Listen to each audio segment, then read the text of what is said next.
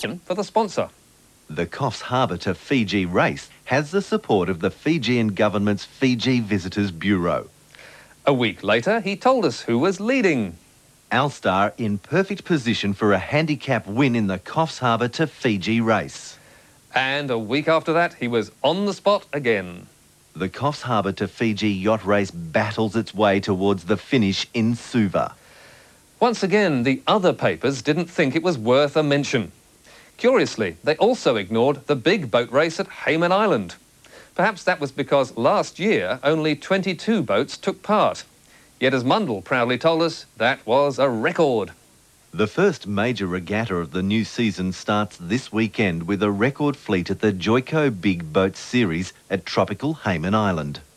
And why wouldn't he be proud? After all, he was running the race. Tag Heuer Joico Big Boat Series, Hayman Island. More information, Regatta Director Rob Mundell. Strangely enough, Mundell didn't cover the much bigger race at Hamilton Island, which started immediately afterwards. This had 8 times the number of boats and included famous yachts like Brindabella and Wild Thing. And the other papers did cover that.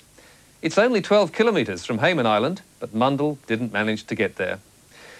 Rob's finest hour, though, was probably the PR launch for Sid Fisher's America's Cup Challenge in 1998. According to Alan Kennedy in the Sydney Morning Herald, it was a lacklustre affair.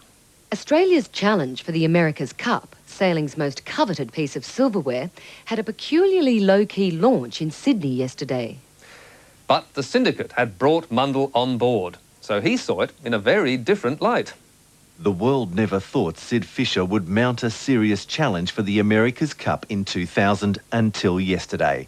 Fisher said he would spend what it takes to win the Cup. And how was Fisher going to raise the money he needed? Well, most of it was coming from sponsors, of course. And Mundell gave it a good PR push in the Oz. Fisher reminded everyone this was not a bad investment when it was realised that winning the Cup meant an injection of more than $300 million into the Australian economy. The next day, Rob was still spruiking. Women cried, he told us, when they saw the Cup. Even hardened sailors shed a tear. But Sid could win the old mug for us. Australia has a determined team challenge for 2000, one which shows signs it can be successful. Fisher has covered everything. He has found experts in every area needed to win. And did they win? Well, sadly, Sid's young Australia got knocked out in the challenge round after losing 26 of their 30 races. Rob Mundell, meanwhile, is still cruising. From now on, though, he'll be asked to fly his colours. Following our inquiries, the Australian's editor Campbell Reid has promised Rob will declare his interests in future. And just before we go, we couldn't help noticing this. Clarification. The Courier Mail reported 3 unsupervised prisoners escaped from the Old Boggo Road prison site at Dutton Park last Thursday.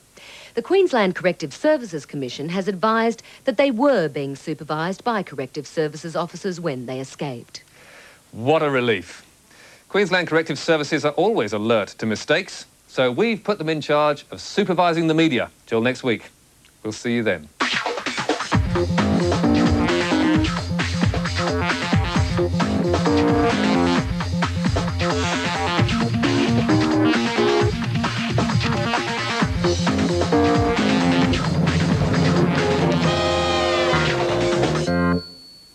In May 1999, an expedition set out to Everest trying to uncover a secret the ice had kept hidden for over 70 years.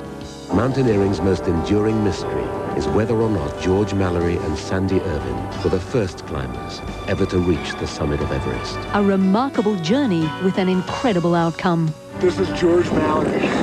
Really? George Mallory. Oh my God. Oh my God. Lost on Everest, Thursday, 9:30. It is the largest and most powerful carnivore ever to live on the planet. From the BBC, Walking with Dinosaurs and the Planets, 2 of the ABC's most popular programs are now available on DVD. Roger, 0G, and I feel fine. I think we found what we came for.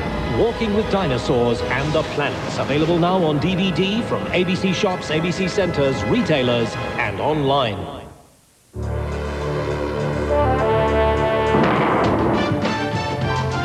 Tomorrow night at 7:30, the arguments on how best to test for Olympic cheats. The way to eliminate all those, accusations is blood testing, bringing that into the Olympics. My greatest fear is that if we do have a conclusive test, there will be all sorts of red herrings, dragging feet, legal hassles. That's tomorrow night, 7:30.